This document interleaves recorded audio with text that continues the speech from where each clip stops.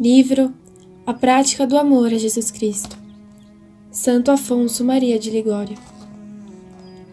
Capítulo 10. Quem ama Jesus Cristo, só a Ele ambiciona. A caridade não é ambiciosa.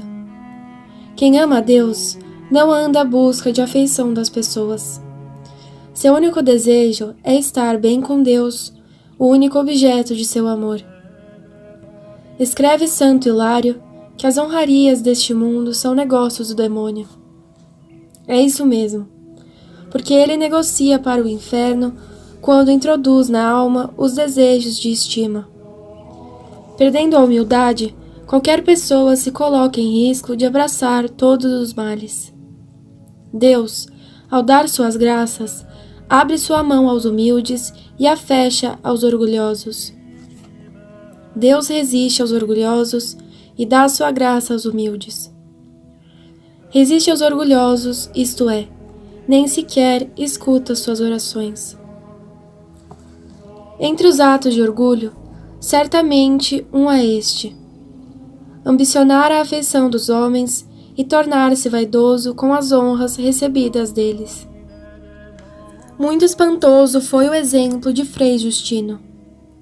Ele tinha adquirido um grande grau de conhecimento de Deus, mas possivelmente ou certamente alimentava dentro de si o desejo de ser estimado pelo mundo. Eis o que lhe aconteceu. Um dia, o Papa Eugênio IV mandou chamá-lo. Pela fama que tinha de sua santidade, recebeu-o com muitas honras, abraçando-o e fazendo com que se assentasse junto dele. Depois deste fato, Frei Justino encheu-se de vaidade, de tal forma que São João Capistrano lhe disse: Frei Justino, você foi lá como um anjo e voltou como um demônio. De fato, crescendo dia a dia em seu orgulho, pretendendo ser tratado como julgava merecer, chegou até a matar um frade com um punhal. Depois perdeu a fé e fugiu para Nápoles, onde fez outros crimes. Finalmente aí morreu, apóstata, numa prisão. Por isso, quando ouvimos ou lemos que caíram certos cedros do Líbano, um Salomão, um Tertuliano, um Ócio, considerados por todos como santos e no entanto caíram, é sinal que eles não se deram totalmente a Deus. É sinal que interiormente alimentavam em si sentimentos de orgulho e por isso caíram. Tremamos de medo, portanto, quando sentirmos aparecer em nós qualquer desejo de aparecer ou de ser estimado pelo mundo. Quando as pessoas nos homenagearem, cuidado para não nos comprazermos nessas honras. Elas poderão ser a causa de nossa ruína. Vida oculta. Cuidemo-nos especialmente de andar buscando pequenas honras. Dizia Santa Teresa: onde há pequenos pontos de honra, não haverá espírito interior. Muitas pessoas dizem ter vida espiritual, mas idólatras da estima própria. Mostram exteriormente certas virtudes, mas ambicionam ser louvadas por tudo o que fazem, e quando não há ninguém que as louve, louvam-se a si mesmas. Procuram, enfim, parecer melhores do que os outros e, se por acaso alguém as machuca em algum ponto de honra, perdem a paz, deixam de comungar, abandonam todas as suas devoções. Não ficam sossegadas enquanto não lhes parecer que readquiriram a fama perdida. Aqueles que amam a Deus de verdade não fazem assim. Fogem de falar em seu próprio louvor, não se comprazem nas palavras elogiosas que lhes dizem. Longe de tudo isso, eles se entristecem com tais elogios e se alegram quando são desprezados pelas pessoas. Dizia São Francisco de Assis: sou aquilo que sou diante de Deus. Que valor tem ser estimado pelas pessoas deste mundo, se diante de Deus somos nada? Ao contrário, O que importa os desprezos do mundo, se somos agradáveis e queridos aos olhos de Deus? Escreveu Santo Agostinho. O elogio do adulador não cura a má consciência, nem as injúrias de quem ofende ferem a consciência boa.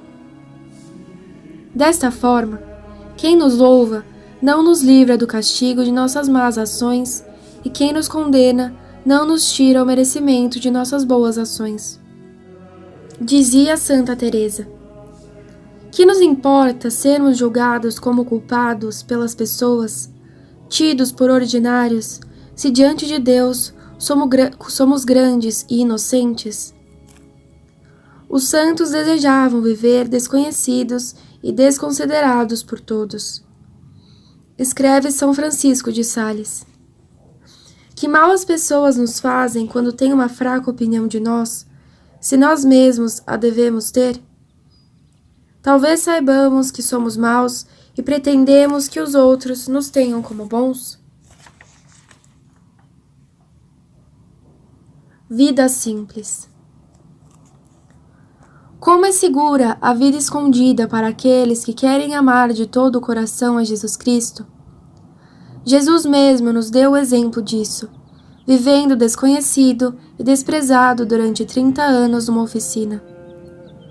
Por isso os santos, fugindo à estima dos homens, foram viver nos desertos e nas grutas. Dizia São Vicente de Paulo: o gosto de aparecer, de ser elogiado, o desejo de que seja louvado o comportamento, de que se diga que somos bem-sucedidos e que fazemos maravilhas, é um mal. Fazendo-nos esquecer de Deus, prejudica nossas ações mais santas e torna-se para nós o vício mais pernicioso ao progresso da vida espiritual. Aquele, portanto, que quer crescer no amor a Jesus Cristo, precisa fazer morrer em si mesmo o amor à própria estima. Como se faz morrer a própria estima? Diz-nos Santa Maria Madalena de Pazzi: a vida da própria estima é a boa reputação a qual os outros nos têm. Portanto, a morte da própria estima consiste em nos escondermos para não sermos conhecidos de ninguém. Enquanto não chegarmos a morrer deste modo, não seremos verdadeiros servos de Deus. Portanto, para nos fazermos agradáveis aos olhos de Deus, é preciso afastar de nós o desejo de aparecer e de agradar aos outros homens. Principalmente, refrear o desejo de dominar os outros. Santa Teresa preferia que o seu mosteiro, com todas as religiosas, fosse devorado pelo fogo, antes que entrasse lá essa maldita ambição. Se, por acaso, uma das suas religiosas pretendesse ser superiora, queria que fosse expulsa do convento, ou, no mínimo, encarcerada para sempre. Santa Maria Madalena de Pazzi dizia: a honra de uma pessoa desejosa da vida espiritual está em ser colocada depois de todos os outros e em terror de ser preferida aos outros. A ambição de uma pessoa que ama a Deus deve ser a de superar a todos na humanidade. Nada fazendo por competição ou vanglória, mas com humildade. Resumindo, quem ama a Deus não deve ter outra ambição senão Deus. Oração. Meu Jesus, dai-me a ambição de vos agradar e fazei-me esquecer todas as criaturas e até a mim mesmo. O que me adianta ser amado por todo o mundo, se não sou amado por vós, o tudo de minha vida? Jesus, viestes a este mundo para ganhar os nossos corações. Se eu não sei vos dar o meu coração, tomai-o vós, enchei-o de vosso amor, e não permitais que me separe de vós. Na vida passada, virei as costas para vós, mas agora, vendo o mal que fiz, arrependo-me de coração e nada aflige tanto como a lembrança das ofensas que vos fiz. Consola-me o saber que sois a bondade infinita e amais um pecador que vos ama. Meu Redentor, o tudo de minha vida, no passado é verdade que vos desprezei, mas agora vos amo mais do que a mim mesmo. Ofereço-me a vós e ofereço a vós todas as coisas. Não tenho outro desejo senão o de vos amar e vos dar alegria. Esta é a minha ambição. Aceitai-a, destruí em mim mesmo todo o desejo dos bens terrenos. Sois mais digno de ser amado e tendes o direito ao meu amor. Eis-me aqui, quero vos pertencer, quero sofrer tudo o que for de vossa vontade, já que, por meu amor, morrestes de dor numa cruz. Quereis que eu seja santo, podeis fazer-me santo. Em vós confio. Maria, grande Mãe de Deus, eu confio também na vossa proteção. Livro A Prática do Amor a Jesus Cristo, Santo Afonso Maria de Ligório. Capítulo 11. Quem ama Jesus Cristo procura desprender-se de todas as criaturas. A caridade não procura o que não lhe pertence. Quem quiser amar a Jesus Cristo de todo o coração, precisa expulsar do coração tudo o que não é de Deus, mais o amor próprio. Isso é o significado de não procurar o que não lhe pertence. Não procurar a si mesmo, mas só aquilo que agrada a Deus. É isto que pede o Senhor a cada um de nós.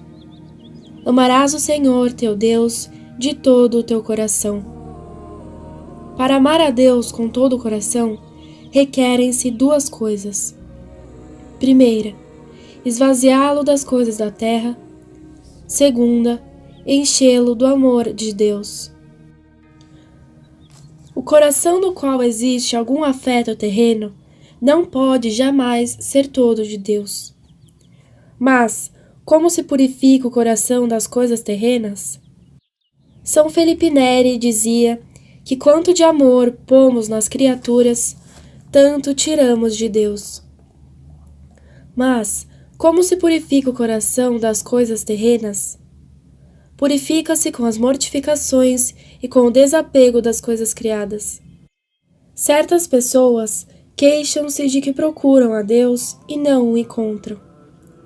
Ouçam o que diz Santa Teresa.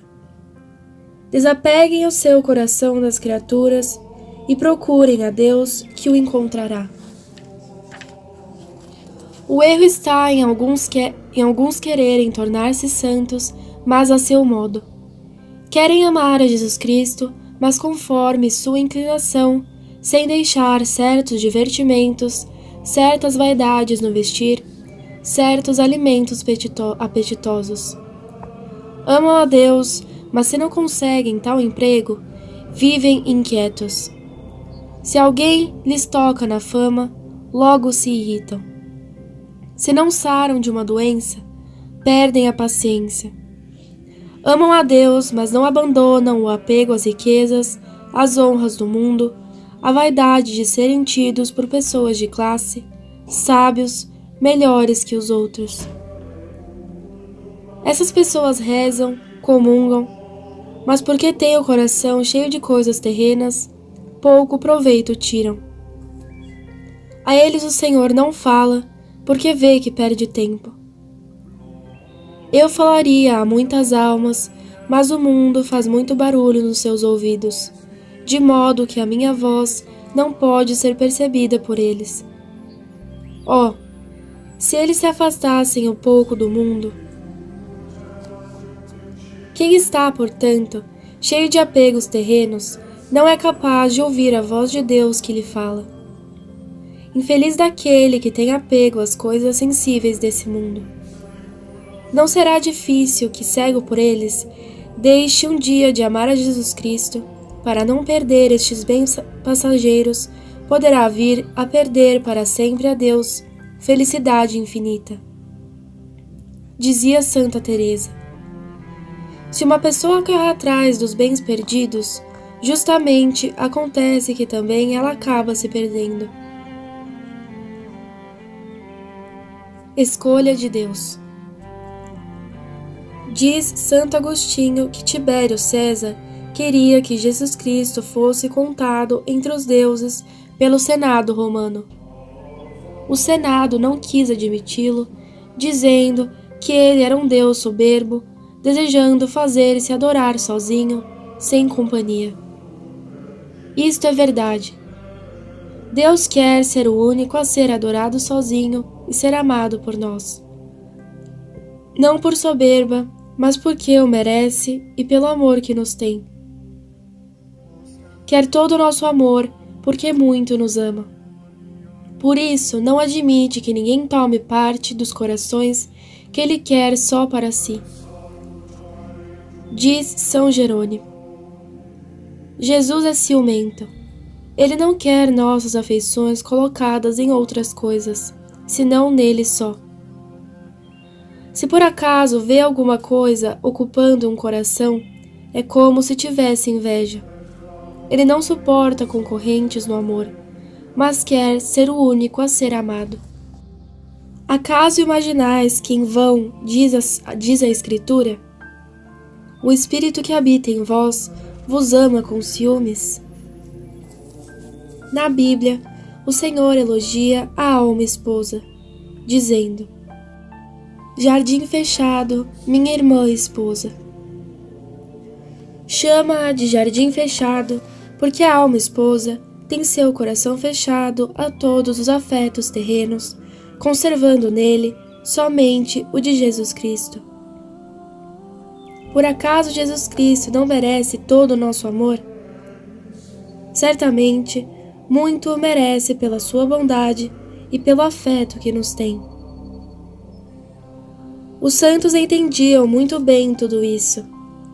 Por isso dizia São Francisco de Sales: se eu souber que em meu coração há uma fibra que não fosse de Deus, queria logo arrancá-la. Ser livre.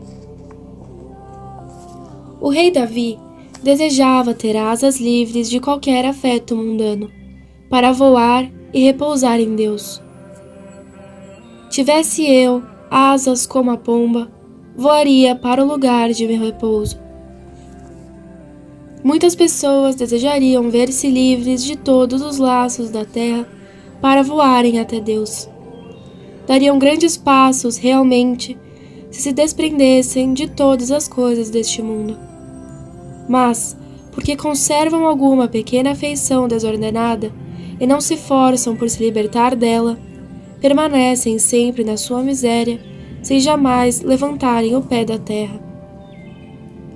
Dizia São João da Cruz: a pessoa que está presa por algum afeto a alguma coisa, mesmo pequena, não alcançará a união com Deus, mesmo que tenha mais virtudes.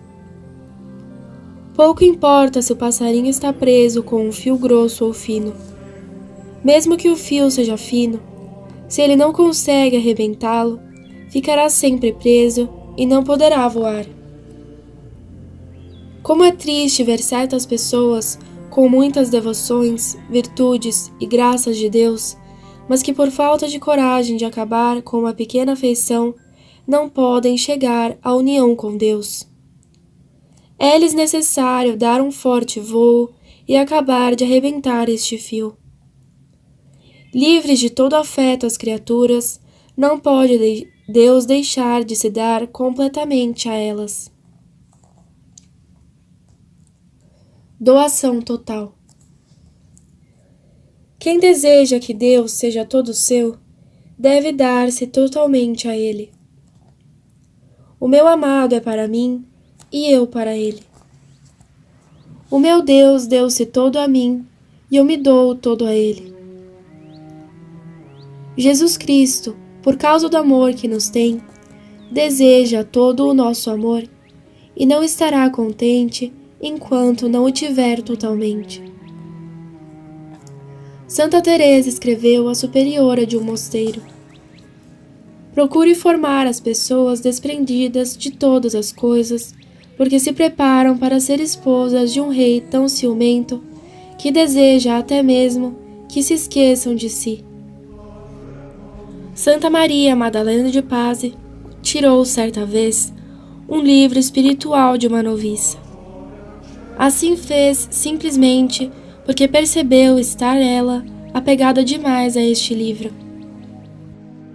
Muitas pessoas fazem meditação, visitas ao Santíssimo Sacramento, comungam, mas pouco ou nada progridem na perfeição por terem o coração apegado a alguma coisa. Vivendo assim, não só serão sempre miseráveis, mas estão em risco de perder tudo. É necessário pedir a Deus que nos purifique o coração de todo o apego à terra. Criai em mim, ó meu Deus, um coração puro. Do contrário, não poderemos pertencer-lhe inteiramente. Cristo nos ensinou que quem não renuncia a todas as coisas deste mundo não pode ser seu verdadeiro discípulo. Assim, pois, qualquer um de vós que não renuncia a tudo quanto possui, não pode ser meu discípulo. É por causa disso que os antigos monges do deserto, quando um jovem vinha juntar-se a eles, logo lhe faziam esta pergunta: você tem um coração vazio de todo afeto mundano, para que o Espírito Santo possa enchê-lo? Santa Gertrudes, pedindo a Jesus Cristo a graça de entender a sua vontade, ouviu como resposta: outra coisa não quero de você, a não ser um coração livre das criaturas. É preciso dizer a Deus com ânimo forte e resoluto: Senhor, eu vos escolho acima de tudo, acima da saúde, das riquezas, das dignidades, das honras, dos elogios, da ciência, das consolações, das esperanças, dos desejos. Acima até mesmo das graças e dons que poderei receber de vós. Em resumo, escolho-vos acima de todas as criaturas que não são vós, ó meu Deus. Qualquer graça que me dais, sem vós não me é suficiente. Quero só a vós e nada mais. Coração vazio. O amor de Deus entra e preenche um coração vazio de todo o afeto às criaturas. Dizia Santa Teresa: afastai os olhos das más ocasiões e logo a alma se volta para Deus. É verdade, porque nenhuma pessoa pode viver sem amar. Ou ama o Criador, ou ama as criaturas. É preciso deixar tudo para ganhar tudo. O todo pelo todo. Santa Teresa, enquanto alimentava certo afeto, honesto para com seu parente, não era ainda toda de Deus. Quando depois teve coragem e rompeu aquele laço, sentiu como se Jesus lhe dissesse: Teresa, agora você é toda minha e eu sou todo seu. É pouco demais só um coração para amar a Deus, que ama tanto e é tão capaz de ser amado, merecedor de um amor infinito. Como então ainda dividir este coração entre as criaturas e o Criador? O venerável Luís da Ponte envergonha-se de dizer a Deus: Senhor, eu vos amo acima de tudo, mais do que todas as riquezas, honras, amigos, parentes.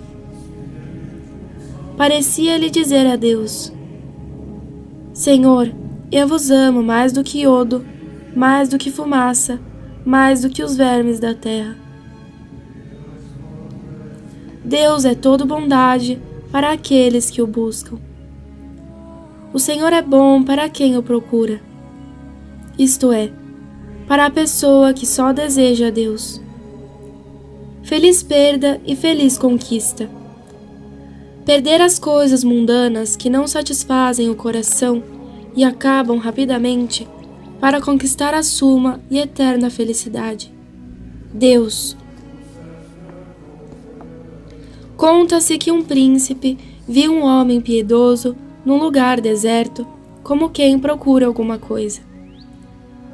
Surpreendido de o ver assim vagando, perguntou-lhe quem era e o que estava fazendo. Ele lhe respondeu: "E o senhor, o que está fazendo neste deserto?" Eu ando à caça de animais." Respondeu-lhe o solitário, "ando à caça de Deus." Dizendo isso, continuou para a frente e seguiu o seu caminho. Este deve ser, ainda nesta vida, nosso único pensamento, nosso único propósito. Procurar a Deus para amá-lo, conhecer sua vontade para cumpri-la, afastando do coração todo afeto às criaturas. Quando se apresentar diante de nós algum bem da terra para atrair nosso amor, estejamos prontos para lhe dizer: "Renunciei por amor a Jesus Cristo, a todas as grandezas deste mundo e a todas as suas ilusões." O que são todas as dignidades e grandezas deste mundo, senão fumaça, iodo e vaidade que desaparecem com a morte? Feliz daquele que pode dizer: "Jesus, deixei tudo por seu amor, você é meu tudo, só você me basta." Amor que purifica. Quando o amor de Deus se apossa totalmente de uma pessoa, ela, ajudada pela graça, procura, por si mesma, desfazer-se de todas as coisas que lhe dificultam ser inteiramente de Deus. Dizia São Francisco de Sales que quando uma casa está em chamas, jogam-se pela janela todos os móveis. Quando alguém se dá inteiramente a Cristo, procura desprender-se de todo o apego às coisas da terra, sem precisar das exortações dos padres, quando pregam ou confessam. O padre Segneri Júnior dizia que o amor de Deus é um ladrão que nos tira tudo para só nos fazer possuir Deus. Certo homem tinha renunciado a seus bens e era pobre por amor de Jesus Cristo. Perguntou-lhe então um amigo como se tinha reduzido a tamanha pobreza. Ele tirou do bolso o livro do Evangelho e lhe disse: "Aqui está. Isto é que me despojou de tudo." Se um homem der todas as riquezas de sua casa por amor, ele as desprezará como se não tivesse dado nada. Realmente, quando alguém coloca toda a sua afeição em Deus, despreza tudo: riqueza, prazeres, dignidades, autoridade, reinos, não querendo nada senão a Deus. Diz e repete sempre: "Meu Deus, só a vós quero e nada mais." Escreve São Francisco de Sales. O amor puro de Deus consome tudo o que não é de Deus para transformar tudo nele, pois tudo o que faz por amor de Deus é amor. O rei introduziu-me na adega de vinho e ordenou em mim a caridade. Esta adega de vinho, explica Santa Teresa, é a amizade de Deus que, tomando conta de um coração, o faz ficar fora de si, esquecido de todas as criaturas. Um homem embriagado é como um morto nos sentidos. Não vê, não ouve, não fala. Uma alma embriagada de Deus é também assim. Quase não sente as coisas do mundo, não quer pensar, nem falar senão de Deus, não tem outro interesse senão amar e agradar a Deus. No livro dos Cânticos, o Senhor ordena que não se acorde sua esposa que está dormindo. Eu vos suplico, não perturbeis o descanso de minha amada, nem a façais despertar. Este sono feliz, explica São Basílio, experimentado pelas almas esposas de Jesus Cristo, não é outra coisa senão o esquecimento completo de tudo. É um esquecimento virtuoso e voluntário de todas as criaturas para pensar só em Deus e poder dizer, como São Francisco: meu Deus e meu tudo. Meu Deus, que adiantam as riquezas, as honras, os bens deste mundo? Vós sois meu tudo e todo o meu bem. Assim se expressa Tomás de Kempis. Meu Deus e meu tudo. Que belas palavras, para quem as entende, já está dito tudo. Para quem ama, é sempre agradável repetir: meu Deus e meu tudo. Desapego dos parentes. Portanto, para se chegar a uma perfeita intimidade com Deus, é necessário um desapego total das criaturas. Falando mais detalhadamente, é preciso que nos desprendamos das afeições desordenadas aos nossos parentes. Disse Jesus Cristo: se alguém vir após mim e não odeia seu pai, sua mãe, mulher e filhos, irmãs, irmãos e até mesmo sua vida, não poderá ser meu discípulo. Por que esse ódio aos parentes? Muitas vezes, quando se trata de bens espirituais, nossos maiores inimigos podem ser nossos parentes. Os inimigos do homem serão as pessoas de sua própria casa. São Carlos Borromeu dizia que, indo à casa de seus parentes, voltava sempre espiritualmente mais frio. Perguntaram certa vez ao padre Antônio Mendoza por que não queria pousar na casa de seus parentes.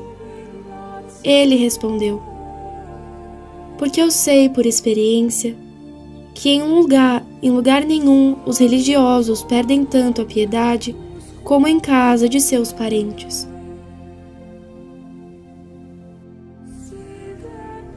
A vocação. Tratando-se da escolha de nossa vocação, não somos obrigados a obedecer a nossos pais. Se um jovem é chamado à vida religiosa e seus pais se opõem, é obrigado a obedecer a Deus e não aos pais, que por interesse ou motivos particulares prejudicam o seu bem espiritual. Frequentemente, os parentes impedem a perfeição espiritual. Preferem até, diz São Bernardo, que os filhos se percam a deixarem a sua casa. Nesse assunto, como é estranho ver certos pais e mães, mesmo tementes a Deus, mas enlouquecidos pela paixão, se esforçarem por impedir a vocação religiosa de seus filhos. Não deixam de empregar todos os meios para isso. A não ser em algum caso raríssimo, eles não podem se isentar de um pecado mortal. Mas dirá alguém: então, se esse jovem não se fizer religioso, não pode se salvar? Sendo assim, todas as pessoas que ficam no mundo se condenam? Eu respondo: aqueles que não são chamados por Deus à vida religiosa, salvar-se-ão no mundo, cumprindo as obrigações de sua vocação. Mas os que são chamados e não obedecem a Deus, poderiam sim salvar-se, mas dificilmente se salvarão. Isto porque lhes faltarão aqueles auxílios especiais que o Senhor lhes tinha preparado na vocação religiosa. Sem esses auxílios, não conseguirão salvar-se. Escreve o teólogo Habert que quem não obedece à vocação de Deus fica na igreja como um membro fora de seu lugar. Dificilmente poderá cumprir sua missão e, portanto, alcançar a salvação. não poderá, sem grandes dificuldades, cuidar da sua salvação. E conclui: ainda que absolutamente possa se salvar, contudo, dificilmente tomará o caminho do céu e usará dos meios da salvação.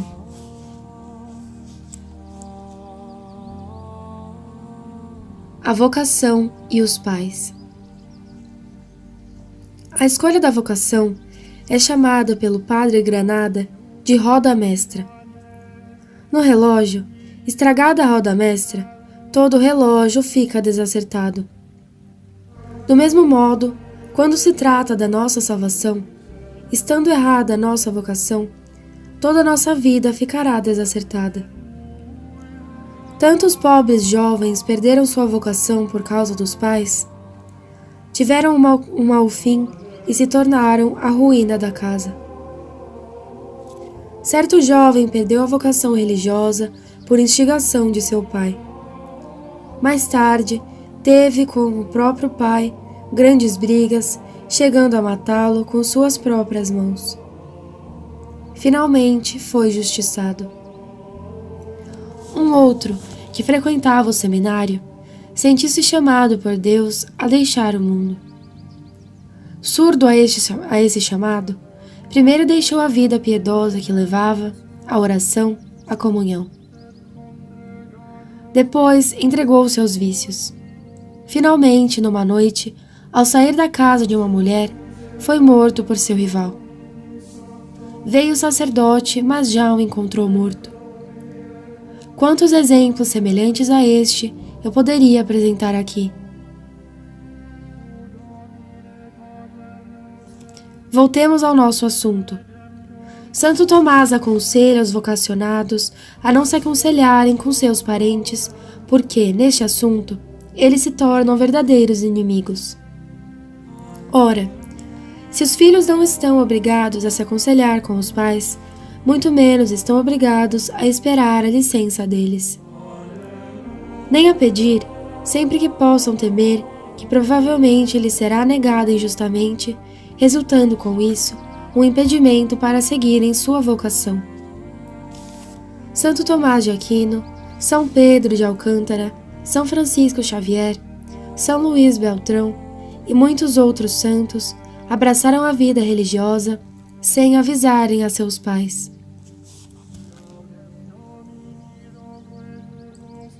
Vocação sacerdotal.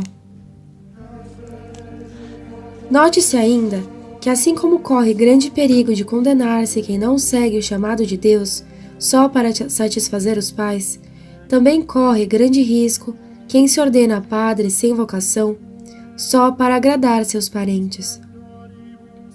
São 3 os principais sinais para se conhecer a verdadeira vocação sacerdotal: a ciência competente, a reta intenção de buscar só a Deus e a boa conduta de vida. O Concílio de Trento, falando especialmente da boa conduta, mandou aos bispos que não promovam as ordens sacras, a não ser os já aprovados na virtude e nos bons costumes. Isso já tinha sido estabelecido por antigas prescrições canônicas. Isso se entende principalmente da constatação externa que o bispo deve fazer a respeito da boa conduta de quem vai ser ordenado. Mas não se põe em dúvida que o concílio exige e pede tanto a probidade exterior como a interior. Sem a interior, a probidade exterior não passa de um puro engano e fingimento. Por isso admoesta o concílio: saibam os bispos que ninguém deve ser promovido às ordens sacras sem ser digno e sem que seu procedimento esteja de acordo com a probidade de vida. Com a mesma intenção de ter provas completas sobre aquele que vai ser ordenado, o concílio estabeleceu ainda intervalos entre os diversos graus das ordens, para que aumente neles, juntamente com a idade, a maturidade da vida e a abundância do saber. Santidade de vida. Quem é ordenado é destinado ao ministério de servir a Jesus Cristo na Eucaristia. Por isso, diz Santo Tomás, a santidade do sacerdote deve ser maior do que a do religioso. Acrescenta ainda que as ordens sacras preexigem santidade. A palavra preexigem supõe que o jovem deve ser santo já antes de ser ordenado. Indica, então, o santo a diferença entre a vocação religiosa e a vocação de quem recebe as ordens sacras. Na vida religiosa, se purificam os vícios, mas querendo alguém receber as ordens sacras, é preciso que se encontre já purificado por meio de uma vida santa. Explicando esse mesmo pensamento, diz ainda Santo Tomás: como os que recebem as ordens sacras são colocados acima do povo, assim devem eles estar acima pelo mérito da santidade. O santo exige essa santidade de vida antes da ordenação, porque a julga necessária, não só para que se possa exercer dignamente as ordens sacras, mas também para que se possa contar dignamente entre os ministros de Cristo.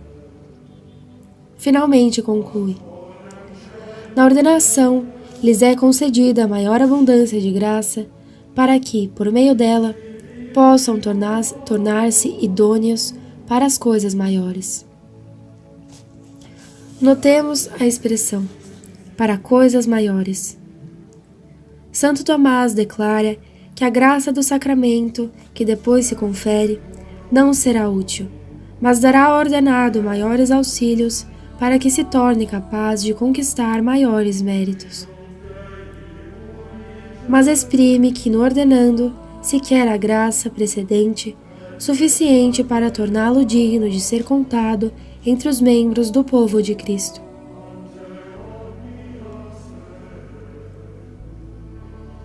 Boa conduta. Sobre esse assunto, escrevi uma boa exposição provando que se alguém recebe uma ordem sacra sem a experiência de uma vida exemplar, não pode se isentar de uma grave culpa. Isso porque abraça um estado de vida sem a vocação de Deus.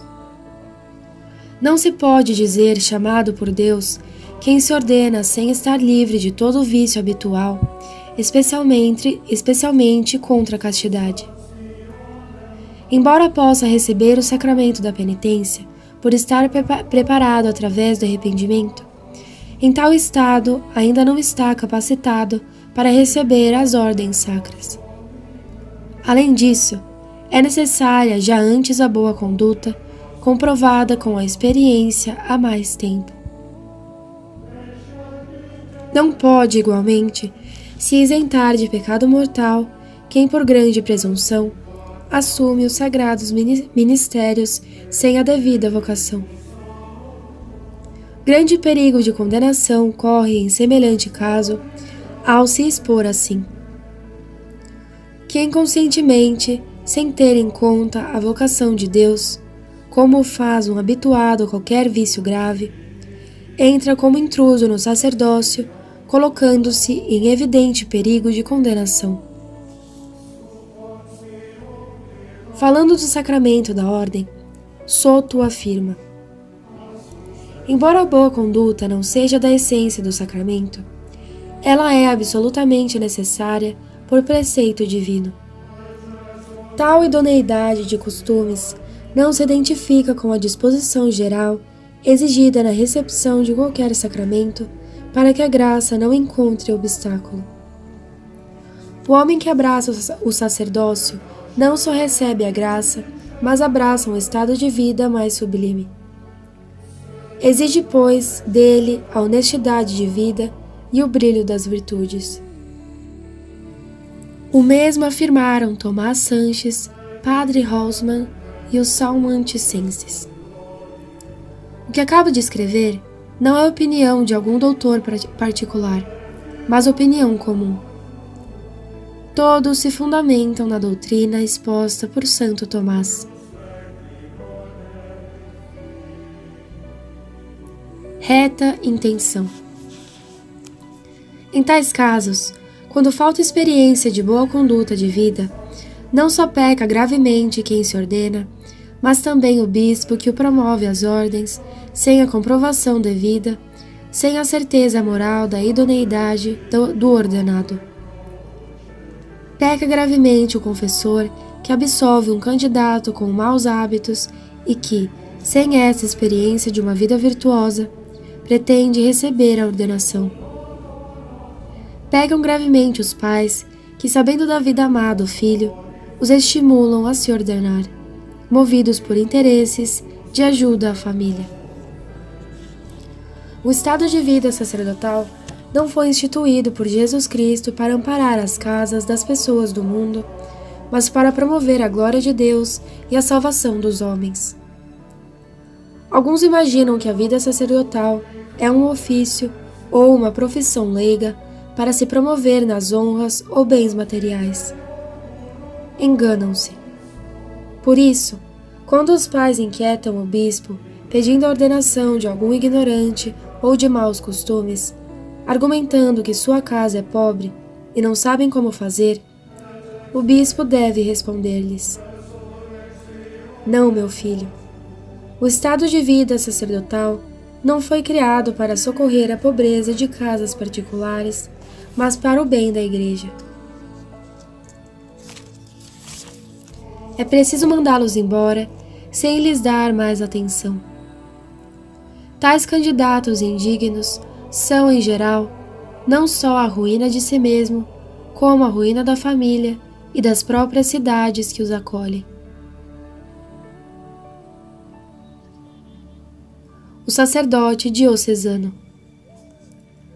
O sacerdote que vive em sua casa e cujos pais desejam que não se aplique tanto nos trabalhos de seu ministério, mas em aumentar os bens da casa com honrarias e rendimentos, deve dar-lhes uma resposta.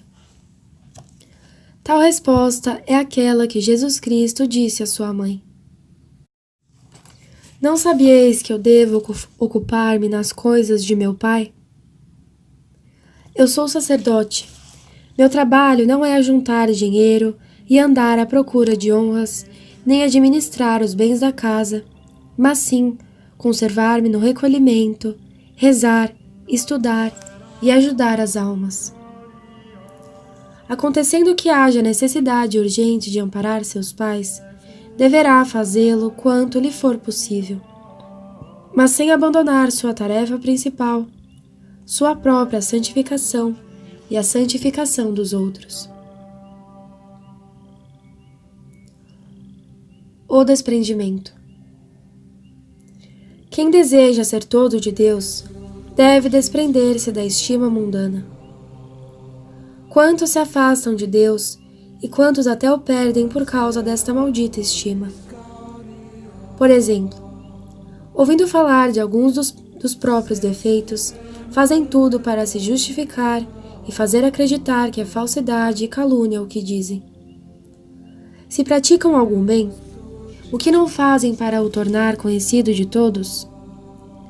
Desejariam que todo o mundo soubesse para serem louvados. O modo de agir dos santos é bem diferente. Gostariam que todo mundo conhecesse seus defeitos para tê-los como pobres pecadores, como eles mesmos se julgam. Se praticam alguma virtude, gostariam que só Deus soubesse, pois só a Ele desejam agradar. Por isso, eles amam tanto a vida escondida, lembrados dos ensinamentos de Jesus.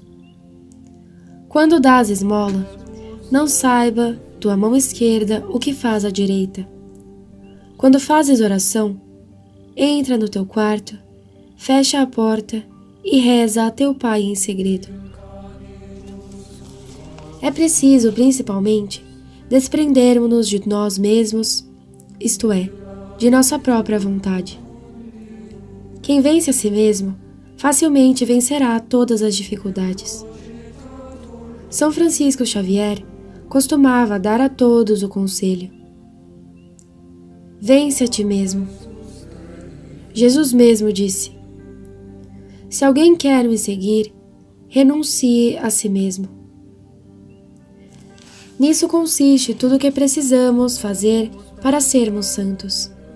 Renunciar a nós mesmos e não seguir nossa vontade própria. Não te deixes levar por tuas más inclinações e refreia os teus apetites. Dizia São Francisco de Assis que essa é a maior graça que uma pessoa pode receber de Deus, vencer a si mesma, renunciando à própria vontade. São Bernardo escreve que se os homens fizessem guerra à vontade própria, ninguém se condenaria. Desapareça a vontade própria e não haverá inferno. Grande mal é a vontade própria que faz com que tuas boas ações não sejam boas para ti. Assim seria se um penitente quisesse fazer alguma mortificação, jejuns, mas contra a orientação de seu diretor espiritual. Essa mortificação, realizada para seguir a própria vontade, torna-se um defeito. Infeliz daquele que vive escravo da própria vontade. Desejará muitas coisas e não poderá alcançá-las. Outras vezes, recusará os sofrimentos e, no entanto, terá que suportá-los. Donde vêm as lutas e questões entre vós? Não vêm elas de vossas paixões que combatem em vossos membros? Cobiçais e não recebeis. Sois invejosos e ciumentos e não conseguis o que desejais. A primeira guerra vem-nos das paixões sensuais. Fujamos das ocasiões, mortifiquemos nossos olhares, encomendemo-nos a Deus e a guerra acabará. A segunda guerra vem-nos da cobiça das riquezas. Esforcemo-nos por amar a pobreza e a guerra terminará. A terceira guerra vem-nos da ambição pelas honras. Amemos a humildade, a vida oculta, e a guerra acabará. A quarta guerra, a mais prejudicial, vem-nos da vontade própria. Sejamos resignados com a vontade de Deus em tudo o que acontece, e a guerra chegará ao seu fim. Escreve São Bernardo que quando se vê uma pessoa perturbada, a causa da perturbação não é outra coisa senão a incapacidade de satisfazer a própria vontade. Donde vêm as perturbações, senão do fato de seguirmos nossa vontade própria? É o que diz o Senhor através de Santa Maria Madalena de Paz. Certas pessoas querem meu espírito, mas querem-no como lhes agrada. Tornam-se assim incapazes de recebê-lo. União com Deus. É preciso amar a Deus como Ele quer e não como nós queremos. Deus quer que o coração esteja despojado de tudo para se unir a Ele e se saciar de seu amor. Diz Santa Teresa: a oração de intimidade com Deus não é outra coisa senão um morrer quase total a todas as coisas do mundo para alegrar-se só em Deus. Quanto mais nos esvaziamos das criaturas, quanto mais nos desprendemos delas por amor a Deus, tanto mais Ele nos saciará dele mesmo e mais estaremos unidos com Ele.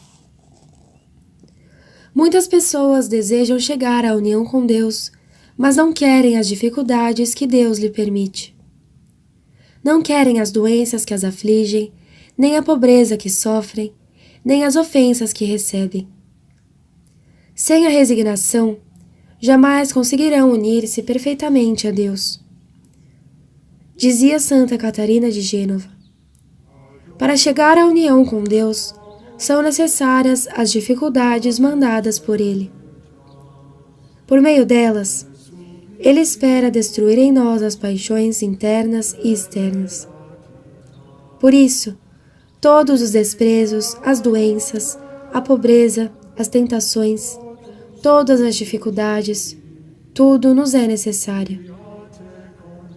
Assim teremos de lutar, e por meio das vitórias, nossas paixões se enfraquecerão a tal ponto que não mais as sentiremos. Enquanto as dificuldades não nos parecem amargas, mas suaves por amor a Deus, não chegaremos à união com Ele. A mortificação. Diz São João da Cruz que para a perfeita união com Deus é necessária a mortificação total de nossos sentidos e paixões. Qualquer que seja a satisfação que se apresente aos nossos sentidos, se não é puramente para a glória de Deus, deve logo ser afastada por amor a Jesus Cristo. Quanto aos nossos desejos, esforcemo-nos por inclinarmos-nos para o pior, o mais desagradável, o mais pobre, sem desejar outra coisa do que sofrer e ser desprezado.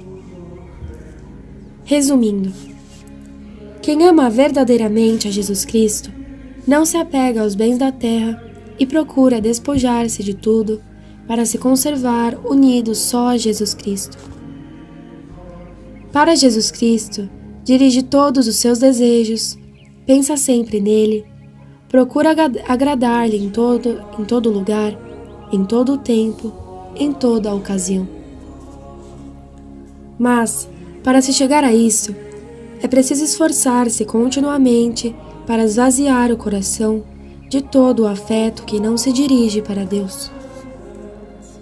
Pergunto: o que deve fazer uma pessoa que se dá toda a Deus? Deve fugir de tudo o que ofende a Deus e fazer tudo o que mais lhe agrada. Deve, pois, acolher sem exceção tudo o que vem de suas mãos, por mais duro e desagradável que seja. Deve, enfim, preferir em todas as coisas a vontade de Deus e não a nossa própria vontade. Isso é o que se requer para ser todo de Deus.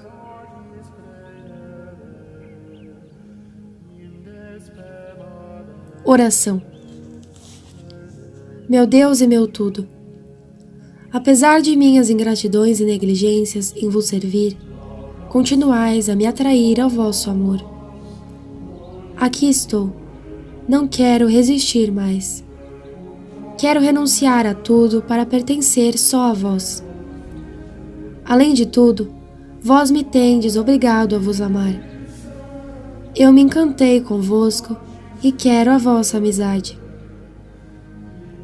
Como posso amar outra coisa depois de vos ter visto morrer de dor numa cruz para me salvar? Como poderei contemplar-vos morto, consumido nos sofrimentos, sem vos querer bem com todo o meu coração?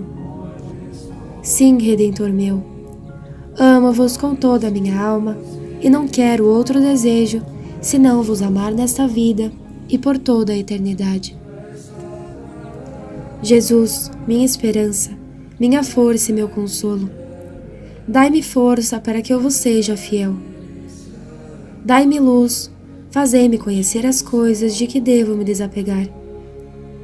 Ajudai-me para que em tudo eu queira vos obedecer.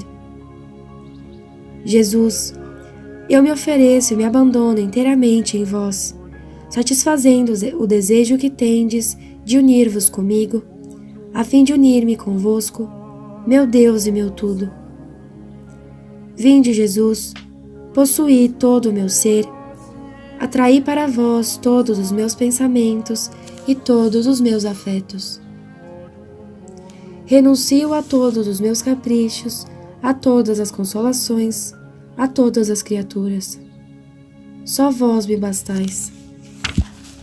Dai-me a graça de não pensar senão em vós, não desejar senão a vós, não buscar senão a vós, meu Deus e único bem.